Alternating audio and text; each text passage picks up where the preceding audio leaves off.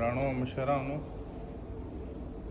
قدرمن ځوانانو او د دیروالا درانو پښتانو ورونو ډېر په مینې سره ته سلام یم. السلام علیکم.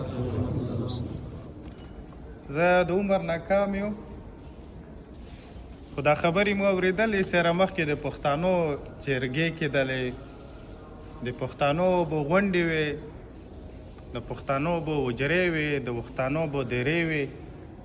هغه کې به مشران اوسو، ځوانان به ناست وو، داسې کادر وو، داسې احترام وو.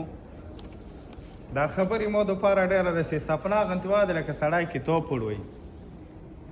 خو یقینا چې زه نن دلته راغلو مو دیروالا ولیدو، مو د دیر د میدان خلک ولیدو. داسې راته محسوسېږي چې هغه ورک شوی شی چې ما په تصور کې وي، ما په سوچ کې وو، نن تاسو مو ته راتاو کړلو په ژوند باندې. تاسو نن موږ ته حجره وښیله، تاسو نن موږ ته دیره وښیله، تاسو نن موږ ته غونډه وښیله. تاسو په یو داسې وطن کې هلته سړی کورونه نه لري، دلته دیروالا کور جوړ کړی دی. یو وطن کې چې هلته خلک ډیرۍ په نامې باندې ژوند کوي، تاسو دلته کلی جوړ کړی دی. یو وطن کې چې خلک سره چري بلچا مزدوري پېژندي، دلته تاسو کلیوالي ژوند جوړ کړی دی. تاسو ډېر درانه خلک یو، تاسو ډېر یو لوی پیوړي خلک یو. تاسو سره مو پته نه لګېږي دغه سفر کې مو د سره مینه پیدا شوله. چېرې تاسو دیروالا څومره د مینې او د احترام والا ډک خلک یو. خلک د غربت سره نه ورکېږي نه ختمیږي، خلک د بیماري سره نه ختمیږي نه ورکېږي او نه سپکېږي.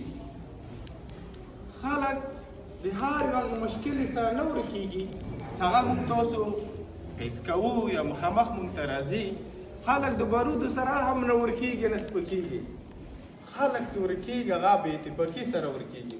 او زه دا یم چې د دیروالا والا یو درانه دي یا دا پښتانه دي، هغه یې تاسو ته ناسته دی، هغه یې تاسو ته لیدل دي، هغه یې تاسو د یو بل دپاره احترام دی.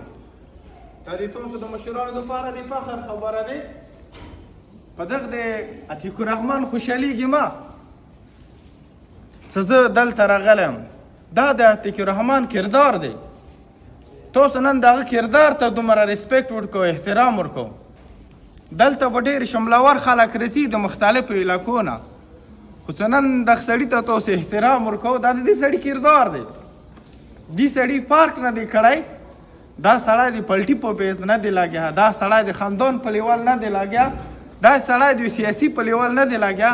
دا د وطن خورې دپاره، د وطن د بچي دپاره، د وطن د ادې دپاره، د وطن د بابا دپاره، د وطن د وجرې دپاره، د وطن د کلي دپاره، د وطن د خلکو دپاره. دا رقم خلک چې کوشش کوي، دا خلک خدای پاک بې عزته نه کوي، دا خلک خدای پاک بې احترامه نه کوي. یقینا که دا جذبه د مستقله وساتي، یقینا دا نن د میدان دپاره نه، دا به روان د پښتنو دپاره دیر، د دیر خلک، د دیر دا ځوان، د دیر دا مشر، د دیر دا مسافات، دا به د وطن دپاره د پښتنو دپاره فخر خبره وي. خو یقینا زه چې دا مشران ګورم، تاسو دلته د کومه ناسته کړې دی، شاید به تاسو ته داسې محسوسېږي نه. په دلته چې بهر نه یو سړی رسي، هغه د دیر والا یو ښایسته تصور ځان سره وړي، هغه د تصویر والا یووالی ځان سره وړي. دا د هر کورمي دپاره هم دا رقم پکار دی، دا د خیبر ته پکار دی، دا بجوړ ته پکار دی، مومند ته پکار دی، دا د ټولو پښتنو ته پکار دی چې که یو سړی په سفر کې هم وغړي چې زه د اتفاق او د ورورولي مظاهره کوم، هغه د دیر والا نه زده کړي.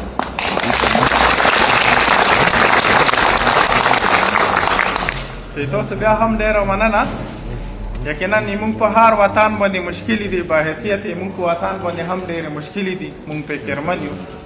خو باید د تاسو که مشکلې سره یو مشکل د تاسو همیشه دپاره شکست ورکړی دی.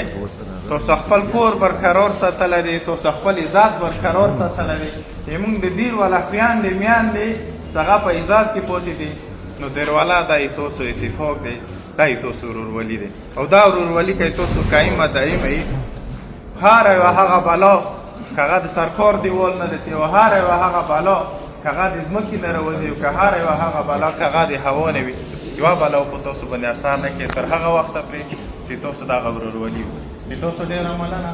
بریالي قدرمنو ډېره مننه.